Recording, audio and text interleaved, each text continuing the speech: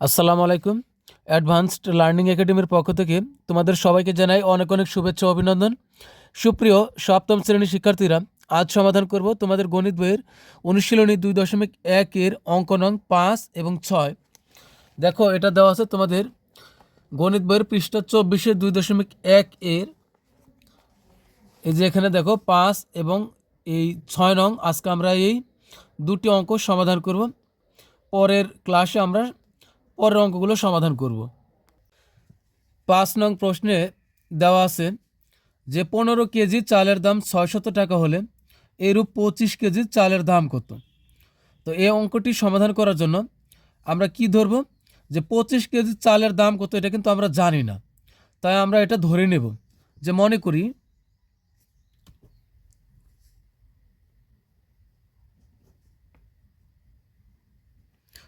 করি 25 কেজি চাউলের দাম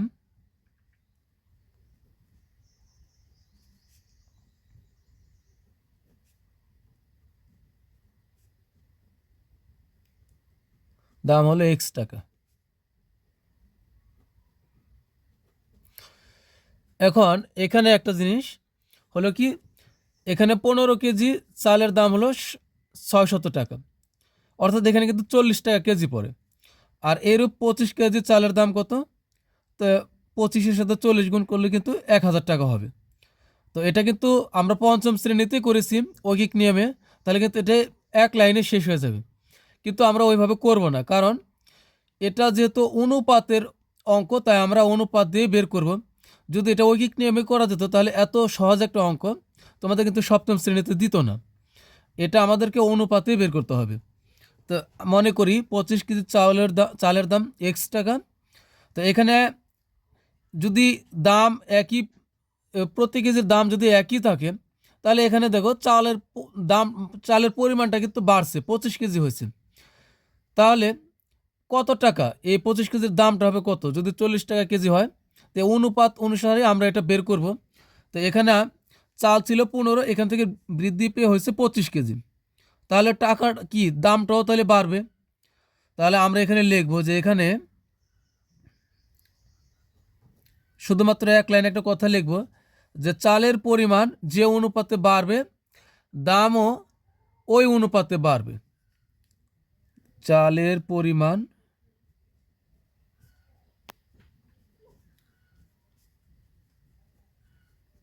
যে অনুপাতে বাড়বে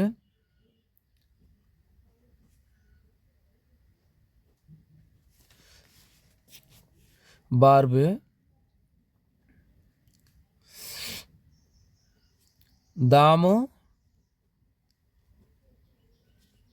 ওই অনুপাতে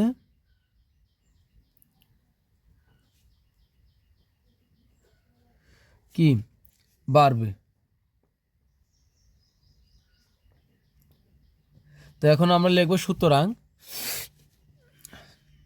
আমরা এখন অনুপাত বসাবো। সুতরাং চালের পরিমাণ, একদিকে আমরা রাখবো হলো চালের পরিমাণের অনুপাত,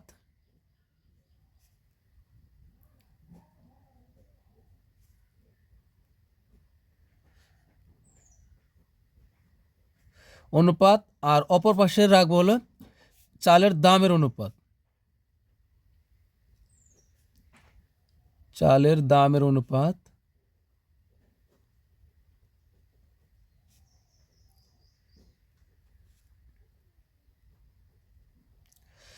তো এখন এখানে চালের পরিমাণ কয়টা আছে দেখো, মোট লাইনের ভিতরে চালের পরিমাণ আছে দুইটা। এখানে আছে 15 কেজি আর এখানে আছে হলো 25 কেজি। তো আমরা এখানে বসাবো যে 15, এটা অনুপাত হলো 25, আর এ পাশে কি আছে, আচ্ছা এই সমানটা আমরা এখানে দিলাম কিন্তু, ঠিক আছে। আর চালের দামের অনুপাত, এখানে দাম কয়টা আছে? একটা আছে হলো 600 টাকা, একটা দাম আছে 600 টাকা, আর আরেকটা দাম কিন্তু 25 কেজির দাম জানা নাই।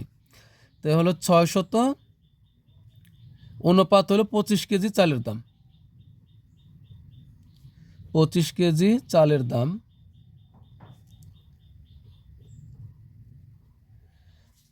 এটা আমাদের বের করতে হবে, 25 কেজি চালের দাম। তো বা দেয়া আমরা এখন এটা বা দিব আমরা। এখন বা কেন দেব, কারণ একটা লাইনের ভিতরে আমরা দুই জায়গাতে সমান চিহ্ন ব্যবহার করতে পারবো না, যেহেতু লাইনের ভিতরে সমান চিহ্ন আছে তাই আমরা শুরুতে আবার বা দিব।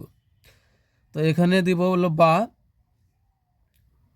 15 অনুপাত হলো 25 সমান এখানে 600 আর এখানে কিন্তু 25 কেজি চালের দাম আমরা ধরে নিয়েছি এক্স টাকা।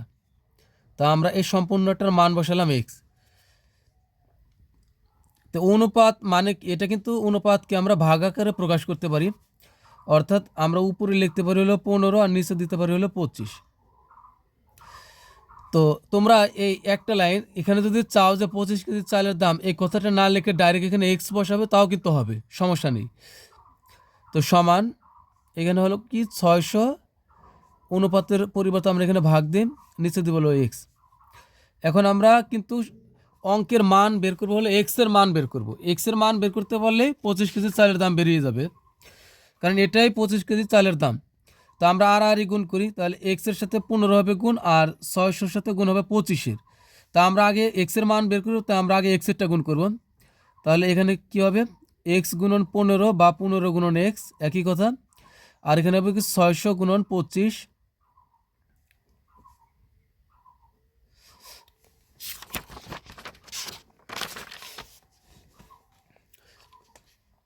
বা আমরা এক্স রেখে দিয়ে পাশে, আর ওই পাশে আছে কি 600 গুণন হলো 25 আর এই পাশের এক্স 15, এক্সের সাথে 15 গুণ অবস্থা আছে, তো গুণের কোনো কিছু ওই পাশে গেলে কি হয়ে যাবে, ভাগ। তো এখানে হবে ভাগ বা, আচ্ছা এখানে বা না দিলে হবে।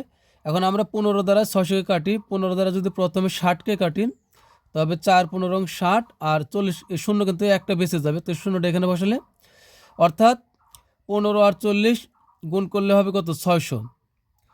তো এখন এই 40 আর 25 গুণ করলে কত হবে, তা আমরা একবারে লিখি, সুতরাং এক সমান 40 আর 25 গুণ করলে হবে 1000।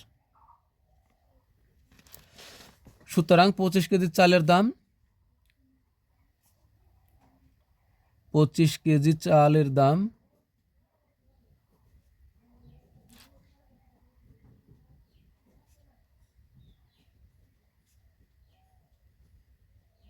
চালের দাম হলো 1000 টাকা।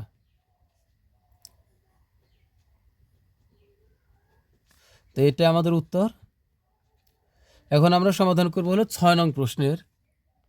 6 নম্বর অঙ্কটিতে দেওয়া আছে, একটি গার্মেন্টস ফ্যাক্টরিতে দৈনিক 550টি শার্ট তৈরি হয়।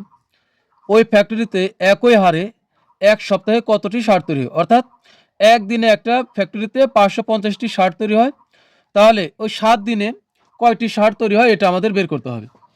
তো এটা আমরা কিন্তু ঐকিক নিয়মে খুব সহজে এক লাইনে হয়ে যাবে। আসলে আমরা এটা অনুপাতের আকারেই করব, যেহেতু এটা অনুপাতের অঙ্ক।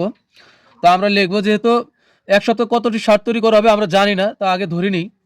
মনে করি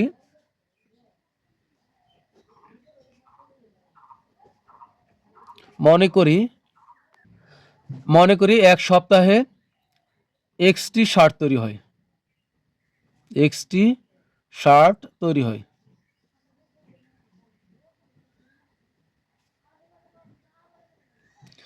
তো এখন এখানে আমরা একটা কথা অবশ্যই লিখব, যে এখানে কি দিনের পরিমাণ বাড়লে অবশ্যই শার্ট তৈরির পরিমাণও বেড়ে যাবে।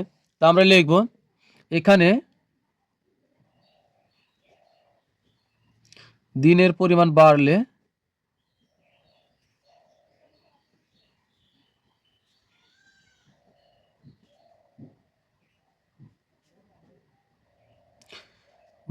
শার্ট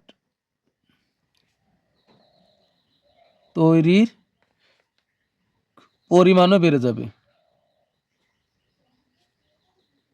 কারণ দিন বেশি হলে শার্ট তো বেশি তৈরি হবে, পরিমাণও বেড়ে যাবে।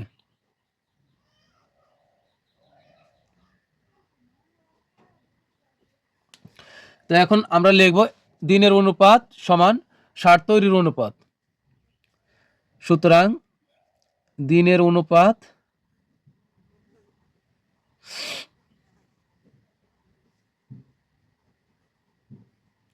সমান হবে শার্ট তৈরির অনুপাত।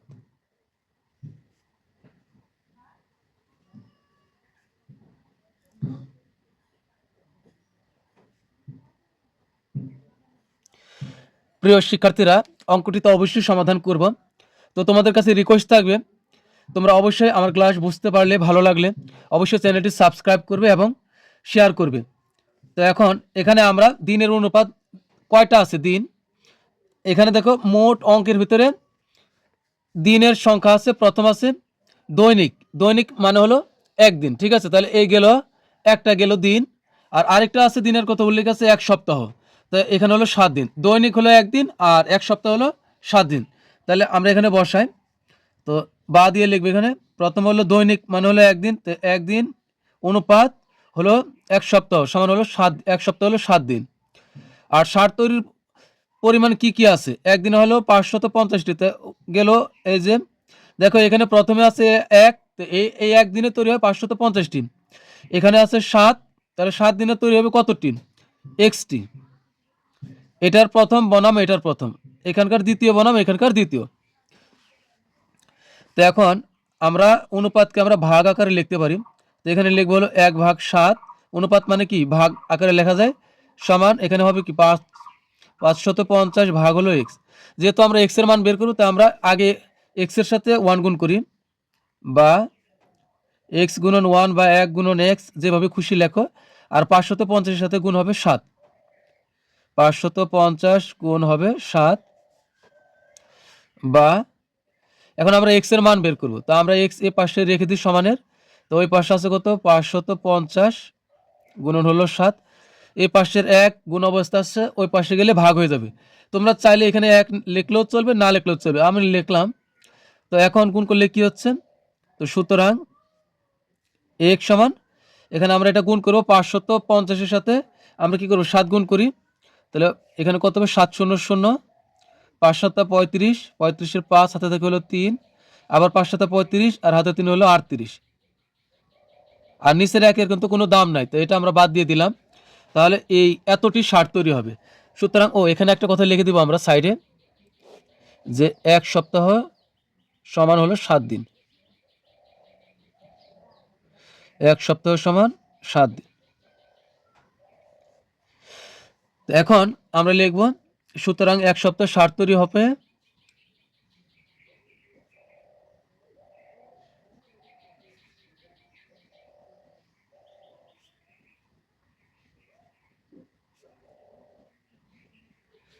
হয় 3850টি, 3850টি। এটাই উত্তর। তো প্রিয় শিক্ষার্থীরা, পরবর্তী ক্লাসে আমরা 7, 8 আমরা 7 আর 8 সমাধান করব। তো সবাই ভালো থাকবে, অনেক ভালো। আল্লাহ হাফেজ।